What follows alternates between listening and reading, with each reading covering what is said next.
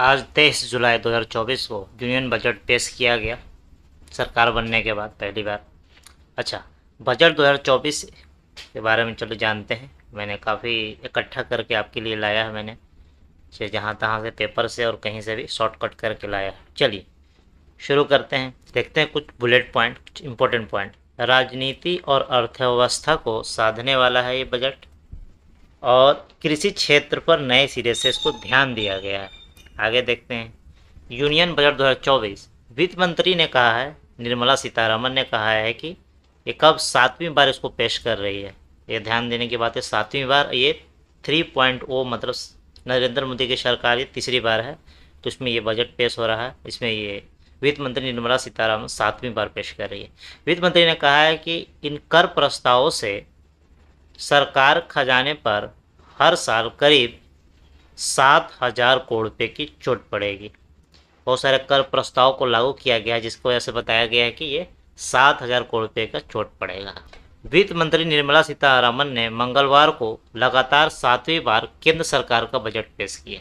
इस बार के बजट में बिहार और आंध्र प्रदेश पर भी काफ़ी ध्यान दिया गया है। ध्यान देना ही पड़ेगा, कोई ऑप्शन नहीं है।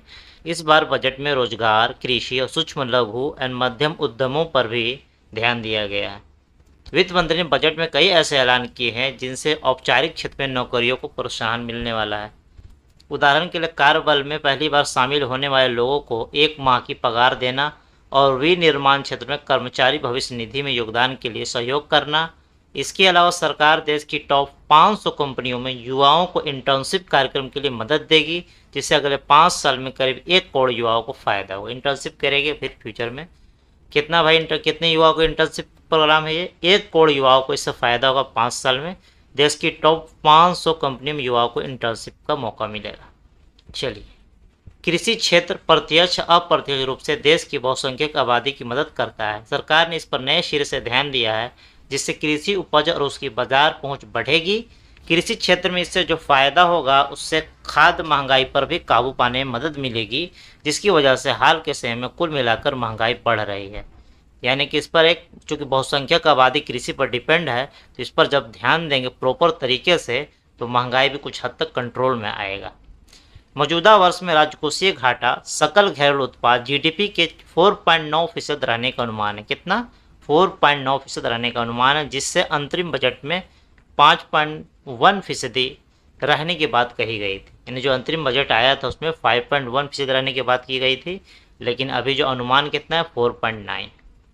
अच्छा, अगले साल तक राजकोषीय घाटा जीडीपी के 4.5% यानी कि 4.5% से नीचे लाया जाएगा। एक टारगेट सेट किया गया है।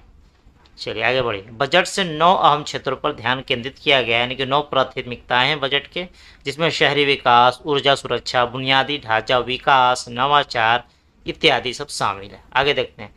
बाजार से सकल और शुद्ध उधारी, यानी सकल उधारी कितना है? 14.01 लाख करोड़ रुपया है, और शुद्ध उधारी कितना? 11.63 लाख करोड़ रुपये रहेगी, जो कि वित्त वर्ष 2023-24 के मुकाबले कम है। अब सरकार का जोर अगली पीढ़ी के सुधारों पर, यानी कि फ्यूचर प्लानिंग भी कर रही है। सुधारों को लागू करने में राज्य का मतलब सपोर्ट लेना जरूरी है, उसको इनकरेज करना जरूरी है। तो उसके लिए 50 साल के ब्याज मुक्त कर्ज देने की बात कही गई है। मौजूदा साल में ही केंद्र सरकार राज्य को करीब 1.5 लाख रुपये के दीर्घकालिक ब्याज मुक्त कर्ज देगी। इस तरह भूमि और श्रम सुधारों से देश में कारोबारी सुगमता बढ़ेगी। यानी 50 साल का एक टारगेट है कि ब्याज मुक्त दिया जाएगा राज्यों को। अच्छा, आगे देखते हैं। वित्त मंत्री ने अगले 6 महीना में सीमा शुल्क ढांचे की व्यापक समीक्षा का प्रस्ताव रखा है। आगे देखते हैं इससे फ़ायदा क्या होगा। इस तरह की व्यापक समीक्षा से भारत के शुल्क ढांचे को बदलती वैश्विक आर्थिक हकीकत के अनुरूप बनाया जा सकेगा। मोबाइल फ़ोन जैसे कई सामान पर सीमा शुल्क में कटौती कर इसकी शुरुआत कर दी गई है। यानी मोबाइल फ़ोन जैसे कई सामान पर सीमा शुल्क कटौती कर दिया गया है, इसमें उसको शुरुआत कर दिया गया है।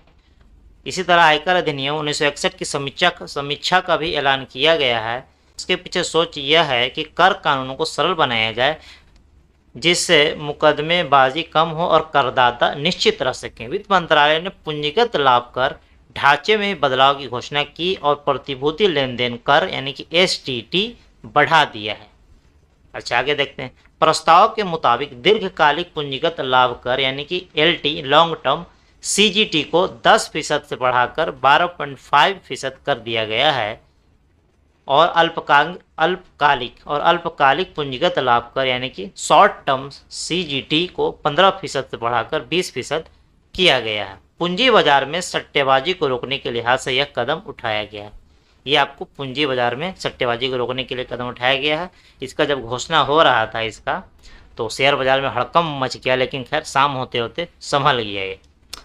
अच्छा आगे देखते हैं। वित्त मंत्रालय ने नई कर व्यवस्था को और भी ज़्यादा आकर्षक बनाने की कोशिश की है। वेतनभोगी करदाताओं को करदाताओं की अब आयकर में हर साल 17,500 रुपये तक की बचत हो सकेगी। वित्त मंत्रालय ने कहा है कि इन कर प्रस्तावों से सरकारी खजाने पर हर साल करीब, ये जो हेडिंग पे मैंने ऊपर पढ़ा था ये वही है, वित्त मंत्रालय ने कहा इन कर प्रस्तावों से सरकारी खजानों पर हर साल करीब 7,000 करोड़ रुपये की चोट पड़ेगी।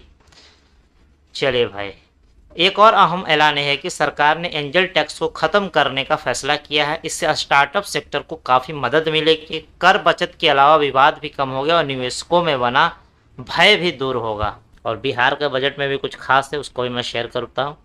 चलिए मिलते हैं एक और वीडियो में।